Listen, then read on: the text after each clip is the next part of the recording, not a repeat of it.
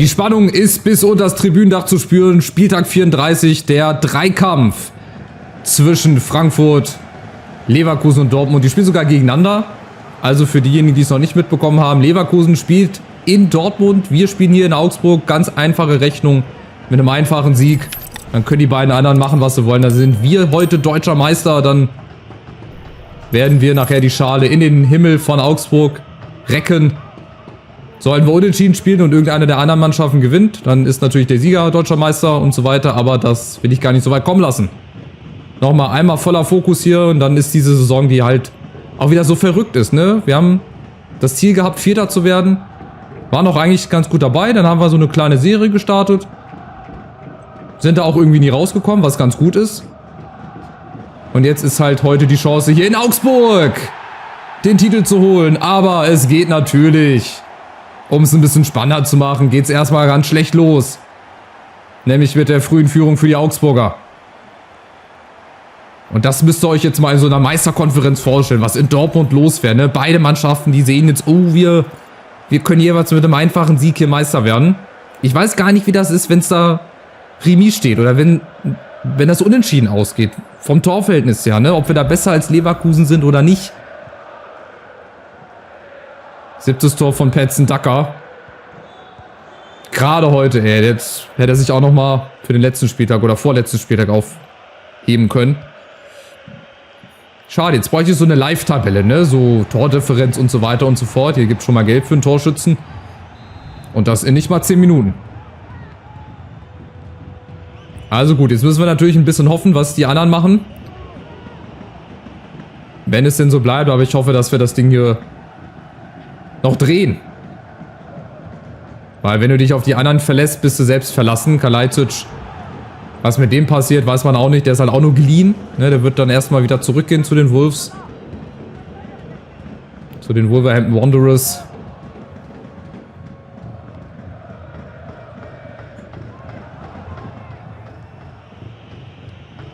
Und Augsburg ist immer schwer zu bespielen. Es ist wie gesagt eine physisch richtig gute Mannschaft. Auch in echt haben die sich gefangen.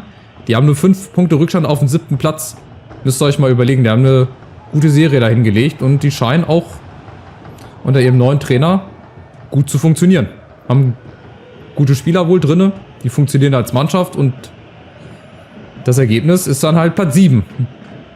Ne, zurzeit. Von daher scheint da auch einiges richtig zu laufen. Und uns haben sie jetzt ja auch leider bislang richtig gut im Griff, aber wir müssen durch irgendeine Aktion ins Spiel kommen. Ist bestimmt auch die Nervosität. Klar, die Anspannung ist jetzt nochmal ein bisschen größer, man hat die Chance, einen Titel zu holen, aber natürlich auch die Chance, hier alles zu verspielen.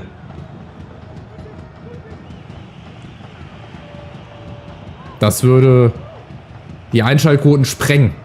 3 Mannschaften mit der Chance, hier Meister zu werden, hin und her, Meisterschaftskonferenz, wie gesagt.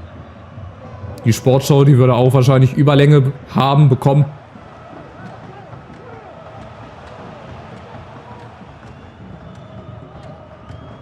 Ja, und die Augsburger lassen uns gerade ganz schön laufen. Die lassen uns immer wieder ins Leere laufen, anlaufen, die kommen nicht in die Zweikämpfe rein.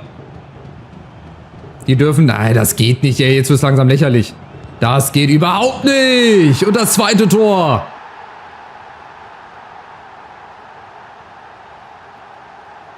Gut, mit der Abwehrleistung kannst du dann auch kein Meister werden. Also tut mir leid.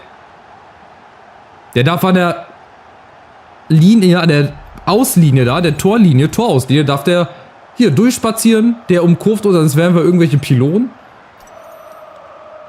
Und dann ist es Dorsch. Heißt er Maximilian Dorsch? Auf jeden Fall heißt er Dorsch mit Nachnamen. Ich weiß gar nicht, Vorname oder Alexander Dorsch. Ne, Maximilian Dorsch, glaube ich. Ne, Maximilian klingt auch irgendwie blöd. Egal. Dorsch auf jeden Fall mit dem 2:0 für Augsburg.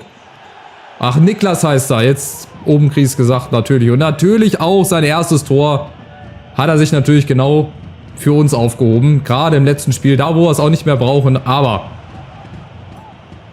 wir haben auch schon so einen Rückstand gedreht. Das würde da noch reinpassen zur Dramaturgie. 2:0 zurückgelegen in Augsburg und dann doch noch irgendwie das Spiel gedreht und dann doch noch irgendwie die Schale geholt. Aber wie gesagt, so wirst du halt heute leider nicht deutscher Meister, wenn du hinten so verteidigst. Aber wir haben noch Zeit. Wir haben noch eine ganze zweite Halbzeit. Zur Not werde ich wieder alles nach vorne werfen, wie gegen Man City. Das hat dann also semi-gut funktioniert. Gut, aber nach dem Spiel heute gibt es halt kein weiteres Spiel in der Liga mehr. Oh, Pacho, nee. Er ist gut gerettet, dann doch verloren. Das wird gleich das nächste Ding geben. Achtung, Foul. Ah, er fällt nicht. Gibt auch nicht mal einen Vorteil. Das ist ja überraschend. So, nächste Chance. Orban, Haraldsson, dann stehen die Augsburger hinten drin. Es ist leider ein gutes Spiel von den Augsburgern. Leider haben sie sich das heute für uns aufgehoben. Aber wir kommen irgendwie. Wir sind vorne. Ugarte, Van de Beek. Außen über Meier und jetzt Kalajdzic. Der winkt in der Mitte. Ah, kriegt den nicht. Die Flanken wie und die Haraldsson. Vielleicht von ihm, dem Shootingstar in der Saison, Guardiolu. Aber das ist halt auch ein schlechter Abschluss. Der könnte auch bestimmt viel mehr. Der ist schnell, trickreich, wendig. Aber am Abschluss darf er gerne noch mal ein bisschen arbeiten. Da ist auf jeden Fall noch Entwicklungspotenzial. Tja, und immer der bange Blick nach Dortmund. Wie steht's da? Unentschieden, dann wäre das ja auch gut für uns. Je nachdem, was für ein Torverhältnis Leverkusen hat, würde das ja auch trotzdem noch reichen zur Meisterschaft. Aber um auf Nummer sicher zu gehen, müssen wir das Ding ja einfach drehen. Leichter als das wird's nicht mehr. Achtung, Chance, Ugarte. Der Kopfball aus Spitzenwinkel. Larsen ist wahrscheinlich dann auch nochmal eine Option für die letzten Minuten, wenn es dann wirklich in die entscheidenden Minuten geht. Jetzt ist erstmal Halbzeit, wir liegen zurück. Je nachdem, wie es in Dortmund steht, werden wir trotzdem noch deutscher Meister. Also wenn da Remis, jetzt werden nicht mal die Halbzeitergebnisse angezeigt. Das sind ja auch gewitzte Leute hier, die nicht mal die Halbzeitergebnisse anzeigen. Aber ansonsten war das doch immer so, oder? Aber bestimmt schon seit Ewigkeiten nicht mehr. Ist auch ein bisschen schade. Nimmt auch so ein bisschen die Spannung, genauso wie am Anfang die Aufstellung nicht mehr gezeigt werden. So dieses Einlaufen, dieses Reinfahren ins Stadion. Ist halt alles ein bisschen anders. Muss nicht immer unbedingt besser sein, aber gut. Lange Rede, kurzer Sinn. Noch einmal 45 Minuten. Für die Meisterschaft, für Platz 2, für Platz 3, weiß ich nicht. Auf jeden Fall für die Champions League. Aber natürlich für die Meisterschaft. Das ganz große Ziel. Da müssen wir jetzt nochmal reinklotzen. Wir müssen jetzt hier alles rausholen, was in uns steckt. Und los geht's. Mit dem 2-1, Mamouche. Minute 49. So, und das muss doch jetzt hier Auftrieb geben, Schwung. Das muss doch den Kopf frei kriegen lassen.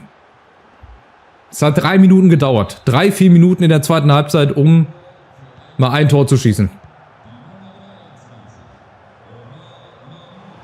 Und jetzt genau in dem Rhythmus weitermachen. Natürlich nicht kopflos nach vorne anrennen. Riskieren müssen wir noch nicht. Dazu ist noch zu viel Zeit. Aber irgendwann müssen wir halt. Aber Haraldsson, der macht so viel Spaß, ey. Der macht so viel Spaß in den letzten Spielen und auch sowieso in der ganzen Saison. Und das müssen wir jetzt ausspielen. Orban unten auf Kalajdzic. Die XXL-Chance zum Ausgleich. Oh, Junge. Hoffentlich werden wir der Chance nicht nachtrauern. Orban kommt an hier. Und Van de Beek von Weitem. Ja, schade.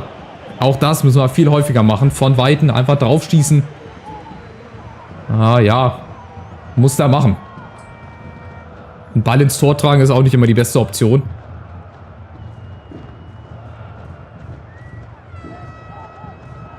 Aber weitermachen. Ersten 10 Minuten jetzt hier in der zweiten Halbzeit gefallen mir besser.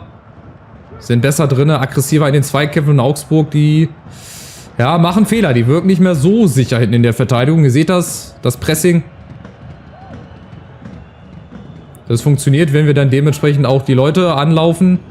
Pfeiffer in der Verteidigung. Das kriegen sie natürlich hier gut ausgespielt. Bello Ugarte kommt dazu und nächster Angriff. Nächster Angriff folgt. Mamouche mit dem Foul, aber Vorteil. Und Kalajdzic. Haraldsson außen läuft mit. Ah ne, ist Meier. Ist das niemand in der Mitte? Es ist niemand in der Mitte. Kalajdzic, Ugarte. Ja, warte mal. Vielleicht einen Freistoß ziehen? Ne, geht leider auch nicht. Lässt sich niemand dazu hinreißen. Wir haben nämlich auch Orban hier auf dem Feld. Der kann Freistöße. Der kann zur Not in der 90. so ein Ding auch nochmal reinhauen. Aber Augsburg kommt jetzt über Bello. Pacho ist da. Ja, Meier. Jetzt fehlt er hinten.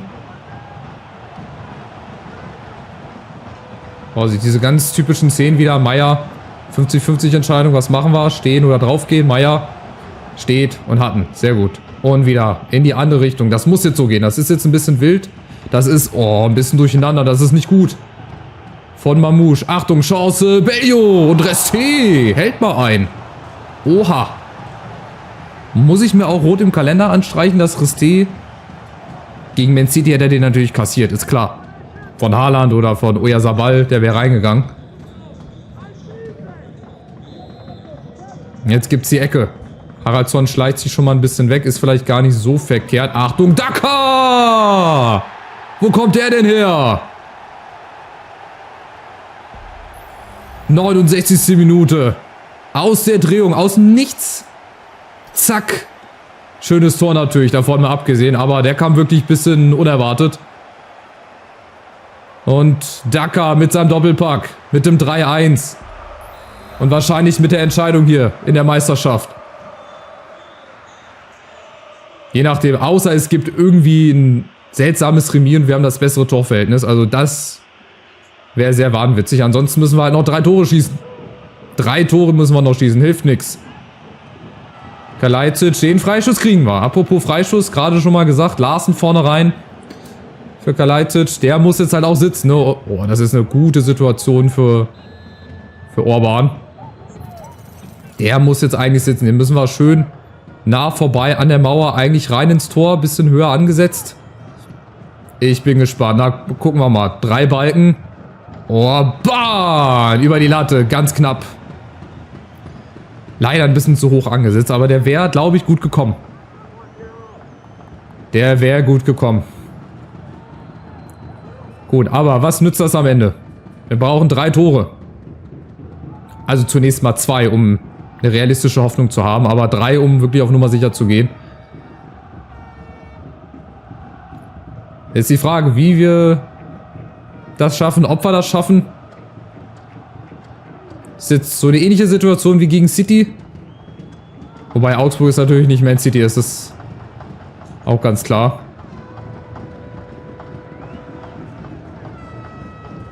Und aber natürlich, wir riskieren jetzt hier, wir machen natürlich hinten auf, wir stehen auch offener.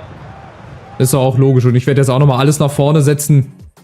Auch wie gegen City, ey. Alle nach vorne, jetzt sollen sich die beiden auch nochmal zentral orientieren, die sollen vorne bleiben.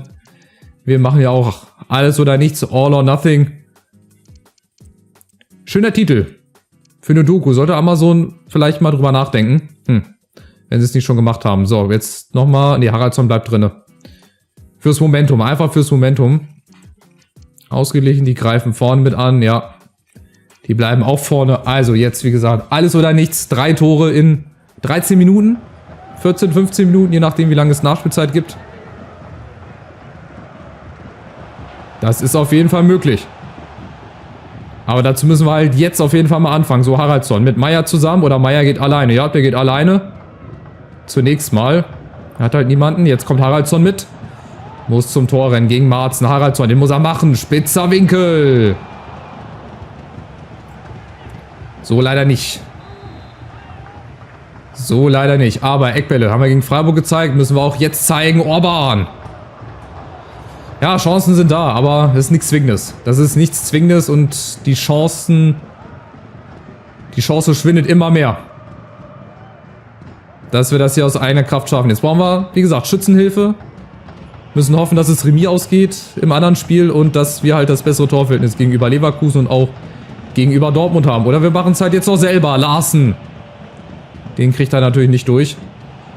Aber Meier. Und da ist Mamouche mit dem Kopf. Aber abseits. Schade, schade. Das zählt leider nicht. Jetzt haben wir noch 4 Minuten. Und ich glaube, das wird nichts. Also ich glaube, entweder Leverkusen oder Dortmund. Da wird es einen Sieger geben. Gehe ich von aus. Und wir sind auch vom Torverhältnis her leider nicht so gut. Dass wir selbst bei einem Remis das aus eigener Kraft schaffen würden. Ja, schade. Es war Aber trotzdem eine gute Saison. Es wird leider nicht reichen für den Meistertitel, weil es wird einen Sieger geben. Und auch bei einem Remis. Kommt halt auch aufs Torverhältnis an, aber das ist jetzt die Träumerei. Das ist nochmal ein bisschen hoffen vielleicht. Ja, Orban wird nochmal eine Chance kriegen. Vielleicht das letzte Tor der Saison. Orban. Nein. Also, das bleibt dabei. Wir verlieren in Augsburg. Wir verlieren die Meisterschaft am letzten Spieltag. Sonst würden jetzt die Szenen ganz anders aussehen. Ja, ist immer bitter. Wenn du so ein Ding am letzten Spieltag hergibst. Die Dortmunder wissen, wie es ist. Und jetzt bin ich gespannt. Entweder Dortmund oder Leverkusen. Wir haben trotzdem eine gute Saison gespielt. Wir sind entweder Zweiter oder Dritter. Ich glaube, Zweiter sind wir auf jeden Fall. Also Vizemeister. Das haben wir uns auf jeden Fall verdient. Und wir sind halt noch nicht so weit, dass wir das bis zum Ende durchziehen. Aber wir haben trotzdem eine richtig, richtig gute Saison gespielt. Und am Ende ist es dann Leverkusen, die zu Hause gespielt haben gegen Dortmund. Ich dachte immer, Dortmund spielt zu Hause. Aber gut. Somit ist Leverkusen deutscher Meister. Dortmund, glaube ich, Zweiter. Oder wir. Ich weiß das gar nicht. Nee, wir sind Zweiter. Leverkusen ist also deutscher Meister. Am allerletzten Spieltag hat sich das Blatt dann leider doch nochmal gewendet. Und selbst von der Tordifferenz her. Wobei, hätten wir jetzt noch Remis... nee, gut. Hätte ja alles nichts gebracht. Selbst wenn wir Remis gespielt hätten. Leverkusen wäre ja deutscher Meister trotzdem gewonnen. Aber ein so spannendes Finale, so ein knappes Ding am Ende. Ich glaube, das hatte ich nur damals mit Juve. Als ich gegen den AC Mailand auch am letzten Spieltag oder so, das war in FIFA 15, glaube ich noch, also fast 10 Jahre her. Da habe ich, glaube ich, auch mal den Meistertitel noch verspielt. Aber diesmal war ich ja nicht der Gejagte, diesmal war ich ja der Jäger. Aber ich glaube, zweiter Platz ist trotzdem gut. Wir haben nur 5 Niederlagen, 6 Unentschieden, 23 Siege. Ja, und am Ende gibt es halt immer einen, der besser ist, ne? Außer man ist es selber. Aber trotzdem super. Guck mal, so spannend. Die Bayern kommen auch auf 72 Punkte. Spielen nochmal 3-3 gegen Schalke. Ne, Quatsch, warte. Das war nicht der letzte Spieltag. Das war also der letzte Spieltag hier. Bayern gewinnt in Hannover. Schalke gewinnt nochmal gegen die Hertha. Bremen verliert in Köln. Verabschiedet sich also auch da aus der Bundesliga. Stuttgart wird Sechster. Leipzig Fünfter. Die anderen so im trostlosen Mittelfeld. Auch viele Tore geschossen. Bremen steigt als Letzter ab. Schalke 17. Hannover geht in die Relegation. Hertha hält die Klasse. Jetzt bin ich natürlich auch gespannt, wer von unten wieder hochkommt. Vielleicht der HSV. Wäre doch ganz schön. Nürnberg. Braunschweig, keine Ahnung, mal eine Überraschungsmannschaft. Kaiserslautern mal wieder nach langer Zeit, 1860, wenn sie zweimal hintereinander aufgestiegen sind. Naja, schade. Ich werde jetzt nochmal vorspulen bis zum Pokalfinale. 2 Titel haben wir also leider schon verspielt, haben aber trotzdem 84,6 Millionen. Also da können wir im Sommer ganz gut einkaufen. Was, ich möchte sie nicht ärgern, ich bin enttäuscht, dass ich nicht spielen durfte. Ja, das ist halt dann die Kehrseite der Medaille. Du kannst dich alle glücklich machen, du musst aufs Team gucken, auf die gesamte Mannschaft. Und da war es halt immer wichtiger, dass wir die beste Mannschaft spielen lassen. Aber das ist, wie gesagt, nur nebensächlich. Gut, wie gesagt, City gegen Bayern. Das Champions League Finale. AC Mailand ist Europa League Sieger gegen Ajax. Und Lyon gegen die Tottenham Hotspur ist dann das Finale in der Conference League. Jetzt gucken wir mal in die Ligen vorbei, machen mal so einen Rundumflug. Ja, und wir werden auch wieder eine gute Mannschaft haben. Also wie gesagt, das war unglücklich. War ja eigentlich gar nicht eingeplant, dieses Jahr, dass wir Meister werden. 4. Platz. Aber vielleicht haben wir ja nächstes Jahr das Ziel, Meister zu werden.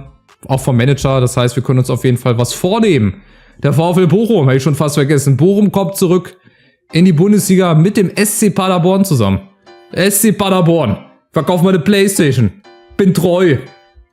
Ihr kennt den bestimmt. Richtig geiler Typ. So, Heidenheim, Relegation gegen Hannover. Okay, der HSV steigt wieder nicht auf. Wird wieder nur 4. Der allzeit unbeliebte 4. Platz. Elversberg und Ingolstadt steigen hier ab. Lautern spielt dann Relegation gegen Braunschweig. Ja, Braunschweig, Lautern. Ich wusste schon, warum ich die genannt habe. Irgendwas hatte ich so im Urin. Saarbrücken steigt auf. Osnabrück steigt auf. Wer ist hier letzter? Ulm, Duisburg. Essen und Freiburgs Zweite würden absteigen. Wo ist 1860? Wo ist denn 1860? Ja gut, die sind dann 2. Liga, ne? Wenn sie hier nicht sind. Gut, die sind da 9. Alles klar, also auch da so kleine Überraschungen. Hier haben wir Chelsea als Meister. Dann haben wir Arsenal, City, Man U. Wo ist denn Liverpool? Die sind 6. nur. Auch eine etwas schwächere Saison. Aber Chelsea mit 90 Punkten. Respekt, mein Lieber. Absteigen tun hier Nottingham, Leicester City und Middlesbrough. Oh, 2 Siege ist natürlich auch bitter. Da war mal überhaupt nichts zu holen. 90 Gegentore ist natürlich auch bitter. Dann haben wir hier als Aufsteiger Bournemouth, Southampton, Luton, Millwall, Stoke und West Bromwich machen da Playoffs. Und dann haben wir hier Wigan, Derby County waren auch mal in der ersten Liga. Peterborough. Ja, dritte Liga, auch irgendwelche Überraschungen. Charlton Athletic, Bolton Wanderers, FC Portsmouth, Blackpool, das waren alles mal Mannschaften aus der ersten Liga. Und gucken wir mal, hier holen uns die Überraschung ab. Oh, Paris ist Meister geworden. Wer hätte es gedacht? Doch nur 11 Punkte Vorsprung. Vor Lens, Marseille, Rennes und Monaco. Dann haben wir hier Nantes und Bordeaux. Bordeaux war halt auch mal in der Champions League, ne? Mit Jury unter anderem. Zweite Liga ist Metz und Toulouse wieder oben. Auxerre, Saint-Étienne und Le Havre machen dann da noch einen dritten Aufsteiger aus. Juve ist hier Meister geworden. Vor Lazio, Neapel, Bergamo, AC Mailand und Rom. Absteiger Lecce, Cagliari und Bari. Okay, wer tut hier aufsteigen? Wer tut hier aufsteigen? Genua und Venedig. Gucken wir mal die Niederlanden. Gut, da gibt es ja immer noch mal so eine Meisterschaftsrunde. Ne, hier nicht. Ich glaube, in Belgien war das so. Amsterdam wird Meister. Dann gucken wir mal kurz hier in Portugal vorbei. Auch entweder Porto, Sporting oder Benfica. Auch sehr, sehr knapp. Oh, die haben beide die gleiche Tordifferenz. Aber Porto hat 5 Tore mehr geschossen. Deswegen, das Torverhältnis ist auch so wichtig. Du darfst auch einfach kein Spiel herschenken. Du darfst auch in der Saison einfach kein Spiel herschenken. Du musst trotzdem versuchen, das Ergebnis so gut wie möglich zu halten. Das ist noch nicht entschieden. Hier, die haben noch einen Spieltag. Real oder Barca. Da kommt es ja, glaube ich, auf einen direkten Vergleicher. Ne? Aber Girona, auch 6. Platz. Die sind aber auch noch nicht sicher international mit dabei. Unten haben wir Valladolid, FC Elche und Sporting Gijón. Und hier für unsere türkischen Freunde Beşiktaş vor Fener, Başakşehir und Galatasaray, Trabzon. Das sind, glaube ich, so die ersten 5, die das immer unter sich ausmachen. Ich kenne mich jetzt nicht in der türkischen Liga aus. Ist mir auch eigentlich relativ. Es geht hier um uns. Also, 2 Titel haben wir schon verspielt, aber ich bin trotzdem mehr als zufrieden. Und jetzt holen wir uns vielleicht wenigstens einen Titel, den Pokalsieg. Das wäre doch ganz schön. Dann würde, glaube ich, der 7. noch in der Conference League oder Euroleague spielen. Weiß ich nicht. Auf jeden Fall schaltet noch mal ein letztes Mal. Ein letztes Mal Eintracht in der Saison gegen Mainz. Und vielleicht am Ende zumindest ein Titel. Macht's gut. Danke für euren Support bislang. Macht's gut. Ciao, ciao.